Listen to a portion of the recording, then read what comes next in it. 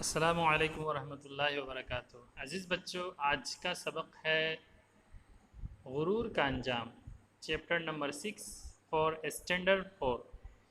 ये चौथी जमात के बच्चों के लिए आज जो सबक लेकर के आए हुए हैं वो है गुरूर का अंजाम। तो आइए आज हम गुरूर के अंजाम के ताल्लुक से जो पढ़ने जा रहे हैं कि गुरूर का अंजाम आखिर क्या होता है, इसको गौर से देखें। किसी जंगल में एक शेर रहता था, पूरे जंगल में पर उसकी हुकूमत थी। उसके एक बेटा जिसका नाम उसने शेरू रख दिया। शेरू बहुत बहादुर था, लेकिन अब उसे अपनी ताकत पर घमंड हो गया था। जंगल के जानवरों को सताना उसकी आदत सी बन गई थी। शेरू को इस बात का गुरूर था कि वो जंगल का शहजादा है। वो अपने आगे किसी की कुछ नहीं समझता था। जब शेर का आखिरी वक्त आ पहुंचा तो उसने शेरू को अपने पास बुलाया और नसीहत की कि देखो, अपनी रियाया का ख्याल रखना, किसी तरह उसकी तकलीफ ना पहुंचने देना, और हाँ, एक बात और याद रखना, वो आदमी से बचकर रहना, वो बहुत चालाक होता है। राजा की वफात के बाद जंगल के जानवरों ने मिलकर शेरू को बादशाह बना दिया। वैसे भी वो सब शेरों से खौफ ज़दा रहते थे। वो सब शेरू से क्या करते थे, सारे जानवर सब डरे हुए रहते थे। इसके अलावा उनके पास कोई और चारा न था।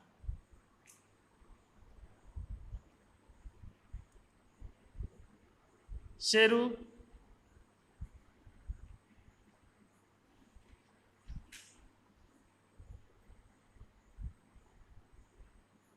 और चारा भी ना था। अब तो शेरू के गुरूर का और कोई ठिकाना ना रहा। वो जिस जानवर को चाहता परेशान करता। कुछ रोज़ बाद उसे ख्याल आया कि उसके बाप के ने मरते वक्त उसने कहा था कि आदमी से होशियार रहना। शेरू ने सोचा कि ये आदमी कौन है, कहाँ रहता है, मैं उससे नहीं डरता, मैं तो उसे ख़त्म कर दूंगा। एक रोज़ उसी धुन में वो जंगल से बाहर निकल आया, क्योंकि उसने उसे बताया था कि आदमी जंगल के बाहर रहता है। वो उसकी तलाश में जा रहा था। उसे एक लकड़हारा दिखाई दिया, जो दरअसल एक लकड़हारे का बेटा था और लकड़ियाँ चीर रहा था। उसने लकड़ी को चीरने में आसानी के लिए उसमें लोहे की एक बड़ी छेनी लगाई हुई थी। शेरू ने शेरू उसके पास पहुंचा और गरज कर बोला, अरे क्या तू आदमी है?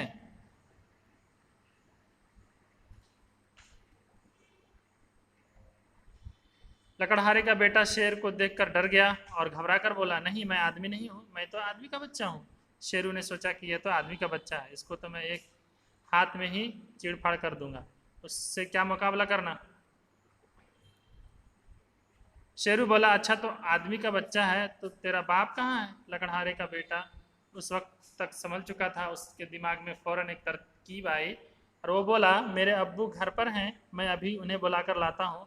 इस बीच आप मेरा एक काम कर दें तो बहुत मेहरबानी होगी, बड़ी मेहरबानी होगी। शेरू ने बगैर सोचे समझे हामी भर ली। बताओ क्या काम है? मेहरबानी करके इस लट्ठे को अपने दोनों हाथों से चीरी हुई जगह से पकड़ लीजिए, तब तक मैं अपने अब्बू को बुलाकर लाता हूँ। शेरू ने अपने दोनों हाथ उस चीरे हुए हिस्से में फंसा दिए। लड़के ने मौका देखकर झट से लट्ठे को बीच से छेनी निकाल दी। लट्ठे के दोनों हिस्से आपस में मिल गए और शेरू वो दर्द से कराहने लगा। उसने अपने हाथ निकालने की बहुत कोशिश की, मगर नाकाम रहा। थोड़ी देर बाद लड़का अपने अब्बू को बुलाकर ले आया। उनके साथ गांव के और बहुत सारे लोग आ गए। इन सब के हाथ में लाठियां थी। सबने मिलकर शेरू को इतना मारा कि वो वहीं ढेर हो गया। तो देखा बच्चों, गुरूर का अंजाम अपने वालिद का कहना मानने पर शेरू को अपनी जान न मानने पर अपने शेरू को जान गंवानी पड़ी। इस सबक से हमें क्या चीज़ हासिल हुई, कौन सी तालीम हमें मिली? जब जुल्म ज़्यादती हद से बढ़ जाती है तो जालिम खुद मौत के मुंह में चला जाता है और उसके जुल्म का खात्मा हो जाता है। उसके अलावा इसके अल्फाज माने देखें। गुरूर के माने घमंड, अकड़, तकब्बुर, नसीहत, अच्छी सलाह, नेक मशवरा, रैयत की जमा आवाम, चालाक, फुर्तीला, होशियार, वफात, मौत, इंतकाल, खौफजदा, डरपोक, डरा हुआ। गरज के माने शेर की दहाड़, हामी भरना, किसी काम को करने के लिए तैयार होना। इन्हीं अल्फाज माने के साथ आपका ये सबक मुकम्मल हुआ। फिर मिलेंगे अगले सबक में इंशाअल्लाह। अस्सलामु अलैकुम वरहमतुल्लाह।